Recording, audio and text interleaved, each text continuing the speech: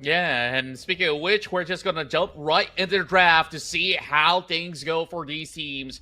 For Smart Omega, they'll be starting on the blue side in order to kickstart our first match. Meanwhile, Burn X Flash, they'll have the upper hand of picking a little bit later on for the last pick. So Prime God's gonna be opening the draft here. There's plenty of options available. I think like some of all these staple names, like you did point out, you know, there's so many of all these picks that have always been the key to their success back in the MPL. Tarizla is one of them, and immediately it gets axed. I'm thinking maybe Valentina is also somewhere on the list if they don't really want to deal with, you know, some of all these ults being copied in any instances. Honestly, I'm kind of surprised that they banned out the Tarizla because Smart Omega has been using the Tarizla 4 times in 6 matches. So it's that comfort pick, and the fact that they have the first pick priority in this round, well, it came to a surprise for me that they banned that out. So I guess my wish list of them coming up with varieties might come in this round. Yeah, and this is definitely going to pinch them a little bit, but I'm pretty certain that it won't really affect them too much because you still have so many other different kind of heroes that they can actually go for, and maybe they might just whip out that M5 new skin with the Yuzong as well. So that's gonna be the farmers being taken out by the side of Burn X Flash. So Smart Omega, they still have a lot of all these options out there. One seems to be that Omega have been able to find another one to target over on the backs of Burn X Flash. Oh, another interesting ban from Omega, from Smart Omega, because Arlot was a hero that they used before. Despite not winning that round, if I were to look at the data, Burn X Splash have not picked Arlot before. So I think Smart Omega, they do have something in their bag that the reason why they ban this is because that they don't want whatever their plan is to be countered. So they just remove that all over. So Nolan will be the next one to be banned out by Bird X Splash, a hero that they have used before but did not bring them the result that they would have wanted. So that is currently out. Apologies, that's not the let's see here. Yeah, so that is out. But anyway, what is interesting to me as well is that based on their bans currently, not many healer support type heroes are being banned out, so we don't see the bans for your typical like a Matilda or like your Angela, and that is left wide open. So I do expect to see that these kind of roamer or support or healer type heroes to be picked up. Yeah, I think this is very likely to be the case as well. Even when we look at the plethora of supports that's still left on the table, if they want to play a little bit more aggressive and go for things like a Kufra, it's still kind of viable. But I would say that in the recent times, with all these patches, all these healing supports have been the go-to pick for some of all these regions. Yuzong, the final ban goes through, and here goes the Baxia coming in as the first pick for Smart Omega. So they are definitely cooking up something right here without revealing too much.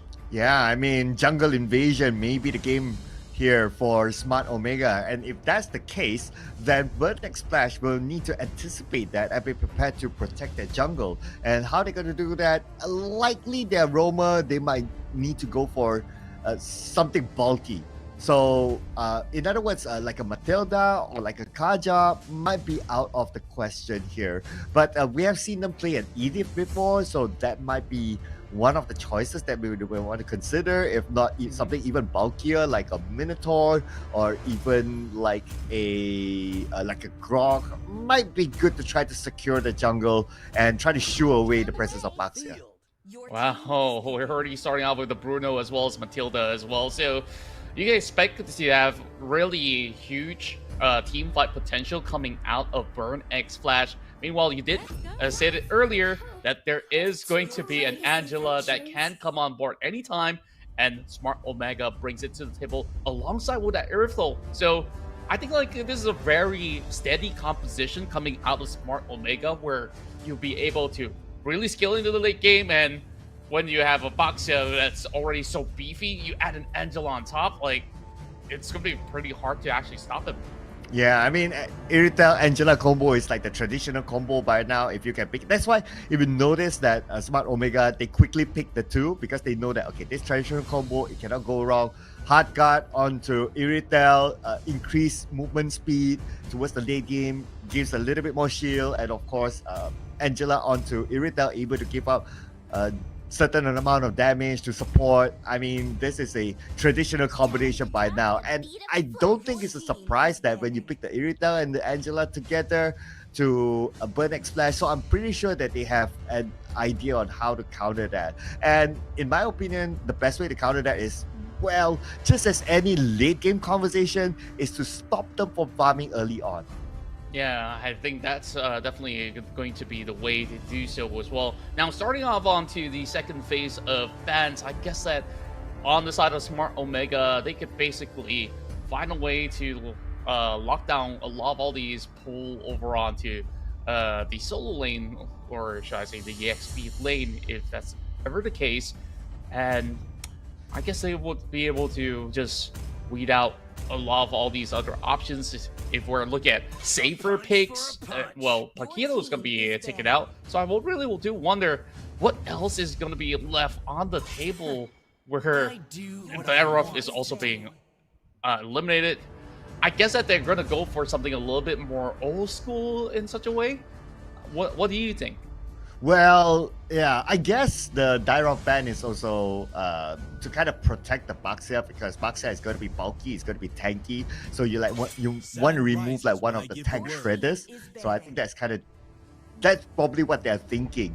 So if there's no stopping the Baxia, then it's definitely going to be tough for Burn X Splash because he can start in from the get-go of jungle invasion. And if I were to look at like the jungle on Burn X Splash, so you picked up the Joy. Joy has a lot of mobility, able to run away, can deal decent amount of damage towards the late game. But right now, as we can see here, there's no big, bulky, tanky heroes on the side of Burn X Splash. So I do wonder like what's going to be their answer. So if I were to like kind of have that thought process, I think the XP laner they're going to pick up something bulky and probably go for a little bit more tanky build, maybe like the Fedrin. A lot is banned out, so based on the previous data, Fedrin might be a possible pick for Burn X Splash on the XP lane.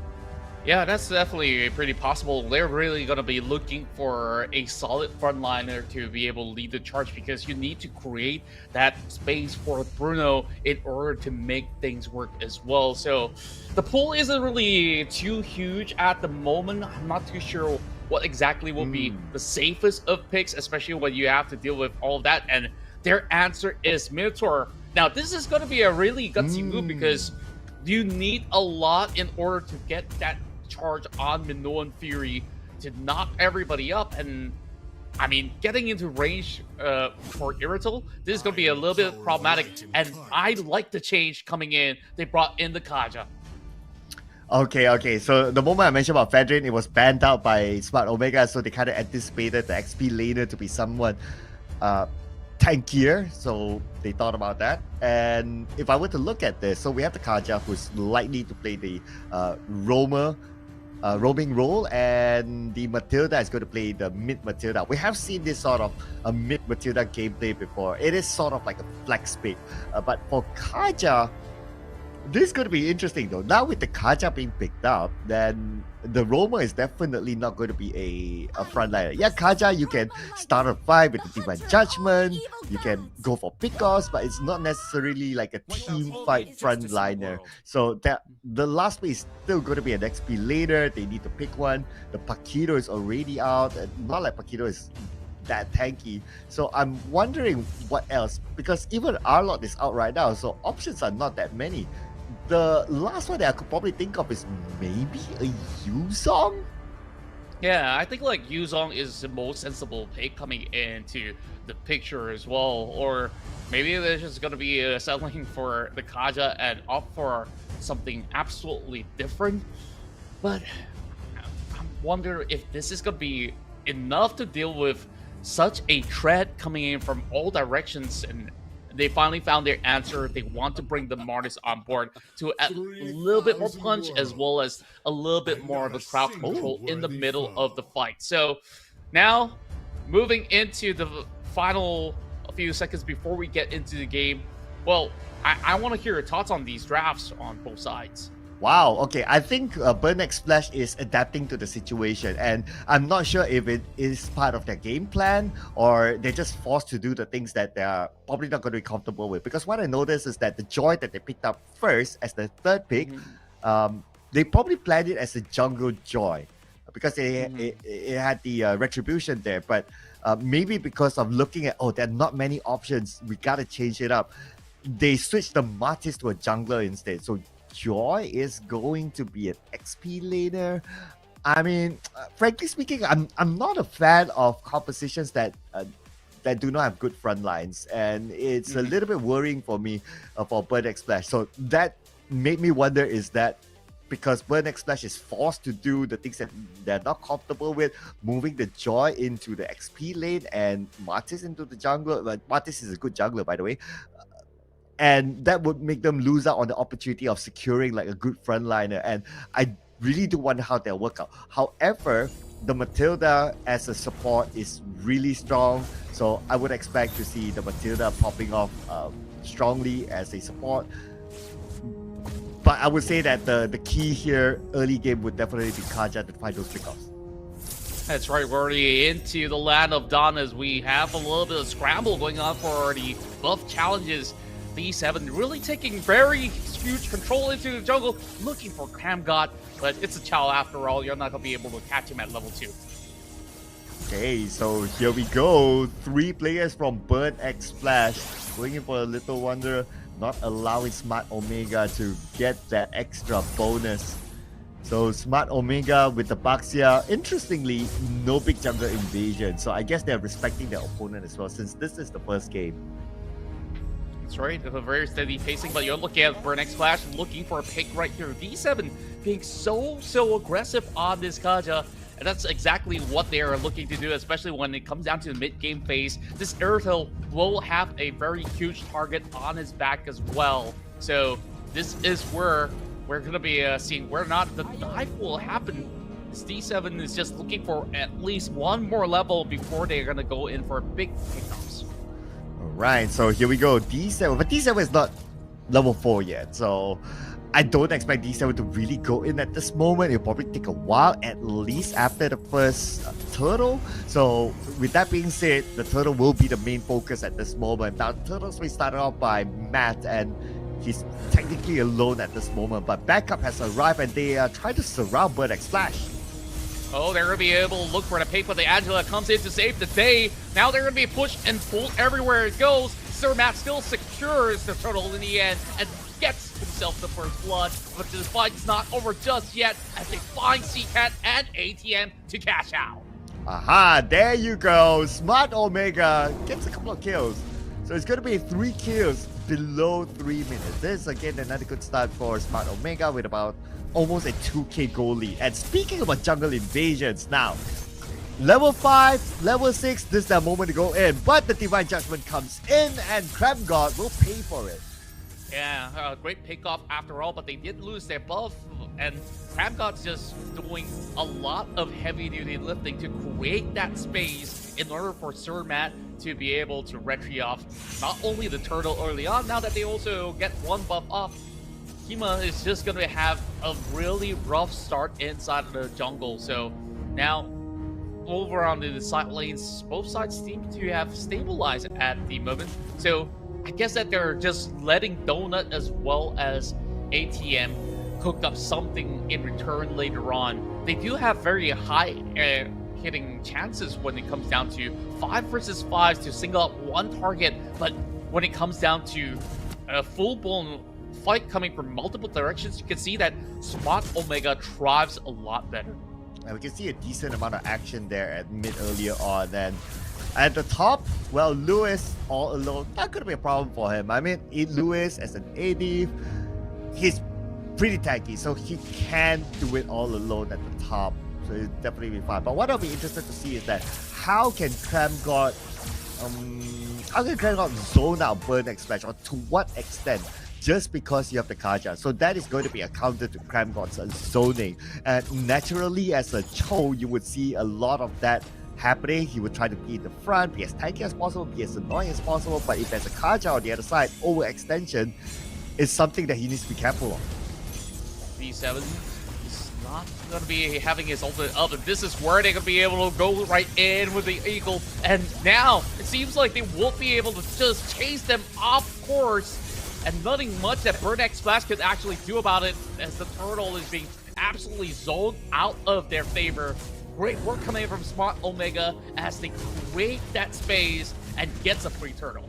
Yeah, I love the hard guard onto Lewis. Came in at the right timing, giving backup for Crab God, and zoned out Burn X Splash altogether. Easy turtle being picked up by Smart Omega.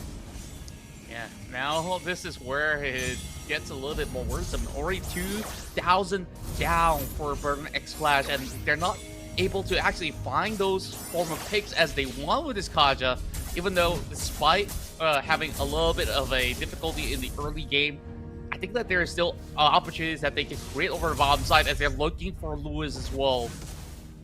No dives happening just about yet, but for now, Smart Omega fancying their chances here, because the longer this stage goes in this current state, they're going to be able to thrive in the minigame.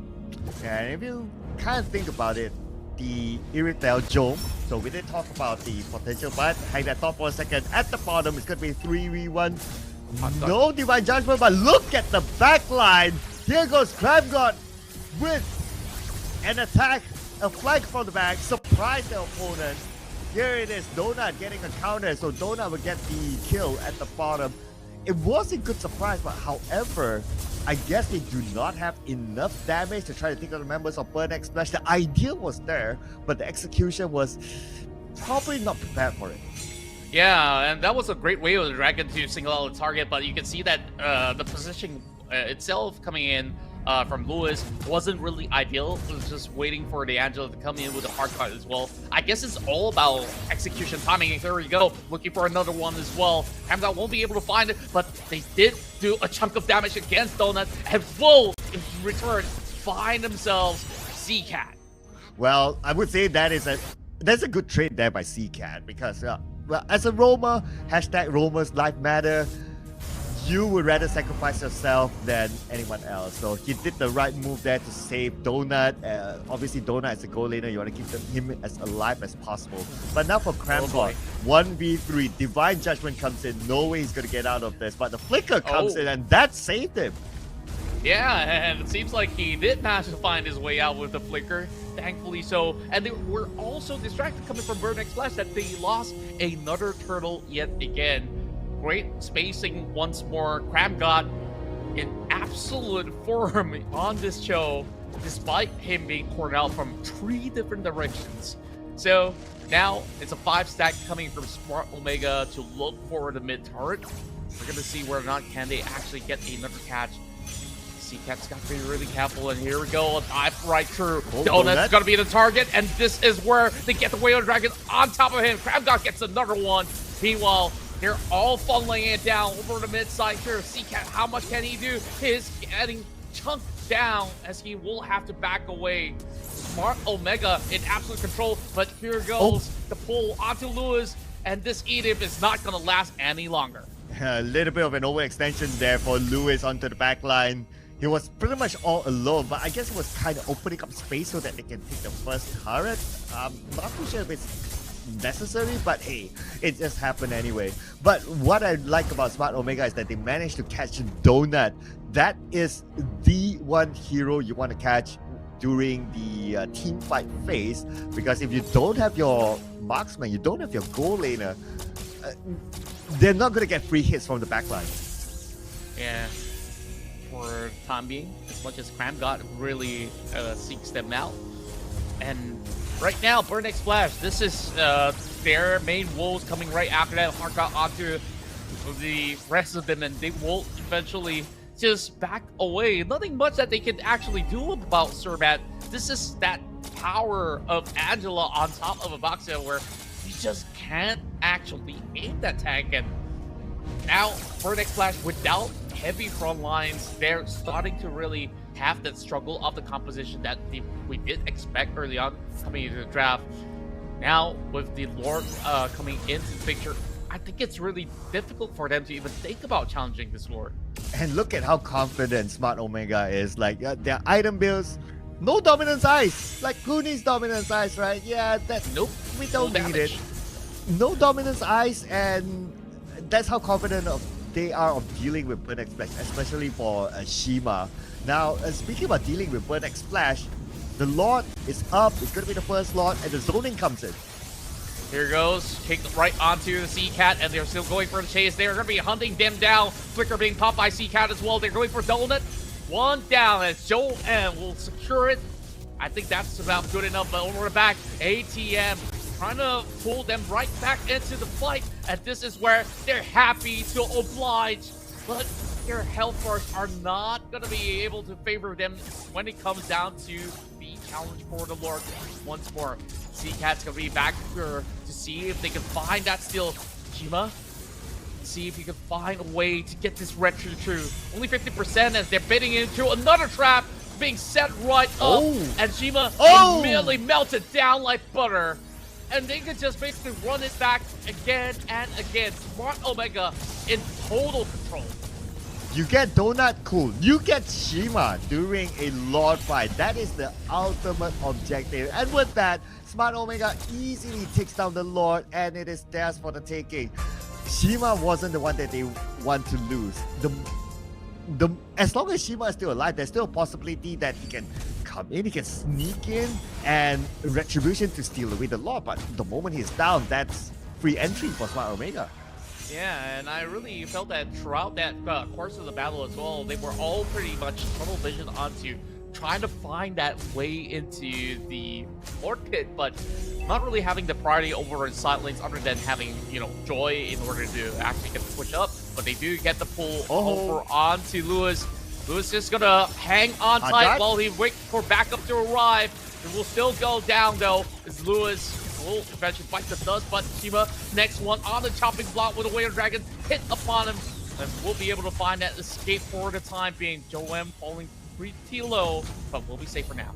But look at this, the Lord is pushing at the bottom lane, so the second turret at the bottom will be taken down thanks to the distraction by Smart Omega in the mid lane, and now Burn Express is forced to defend the bottom lane, opening up space in the middle, and keep your eye at the top. Yeah, I just absolutely love the macro game sense of Smart Omega. The moment that they see the Lord moving over bomb side, they just create all these form of distraction and just burn all the attention away from Burn X Splash. So for now, they're just having a lot of space to work with throughout the entire course of the map. I think this game is still pretty much doable for the side of Burn X Splash, but it definitely requires them to single out one target. That's the only reason that you bring that Kaja on board. But on an Edith, I don't think it's worth it because it takes a lot of time to force her down. And speaking of which, we're going to have another fight coming up. Oh, here we go. So Lewis is going to be the front line. Lewis, how long can he stand? Looks like Yasa is not that long as Donut at the back line gets free hits, and now he's still continuing on. Mad will be the next one to go down. Double kill given to Donut. And with only 3 players left for Smart Omega, this is time for them to back out. Yeah, that's how they are supposed to play out this composition. Create that spacing for Donut, and now they will be able to break open the mid turret. And this is where pressure is piling. 2 members down and more to go. They're rushing right through. Super Eagle over the back, and they will find FabGod as well. What a huge statement coming from Burn X Splash, telling them that you will not disrespect us like that. To a certain extent, I kind of felt that Lewis went too far ahead, and he was caught out. So a lot of, yes, he did absorb a lot of damage. He is tanky. However, the moment when he went down, then it kind of opened up some space for Smart Omega. And on top of that as well, if we talk about like where they were fighting, it was like in a narrow alley. So if we make the comparison between Iritel and a Bruno has a better range as compared to Iritel, hence giving Burn X Splash that advantage in the team fight that was happening in that small lane. That's right. We're on to the side of Lord as well. Burn X Splash right now, their target will just be that airful, and once the airful's down, a lot of the damage will be negated coming in from Smart Omega. But They're playing it really cool. ATM looking for a target. Joel will find his space and will remain to be safe while the dance for the Lord continues as they will find a full. And this is a huge punishment towards Kramgot, who's got nowhere to go to escape, but they will continue on with the fight. Following down over the mid side, looking for Cat as well. This will probably be just it. A little bit of a hook damage all across the board to lower down members of Burn X Splash as they move right back onto the Lord.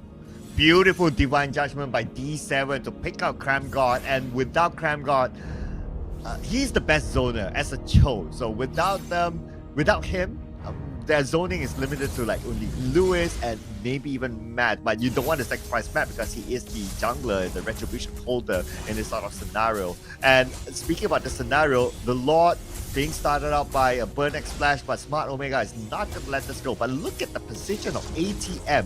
He's the one going to the backline, just creating a nuisance for them, waiting for the Lord to go down. That's right.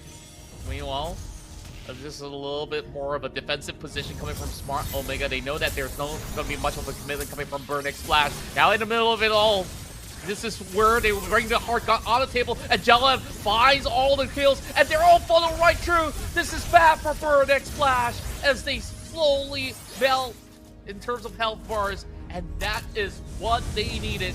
Smart Omega gets to, and may just actually walk away with the Lord. Patience gameplay by Smart Omega. They waited for Crab God to join them in the fight before pushing it back on the Burn X Splash, and at some point Burn X Splash was trying to catch the backline, so that means they were kind of open. But now on top, looks like another fight is happening with the turret going down at the same time. They're just so beefy. There's no way that Burn X Splash could actually melt them down in a matter of seconds for now. 2 inhibitors already taken out, and especially with the Lord coming right through as well. This is pretty rough for Burn X Splash. I really do wonder if they will be able to hold on for much longer. And now we do have a code right on your screen where you can just redeem it, screenshot it if you're on your phone or on your PC. You might just want to hit that pause button for a second to get your in-game profile icon. Right, so this is starting to be worrying for Burn X Splash, right?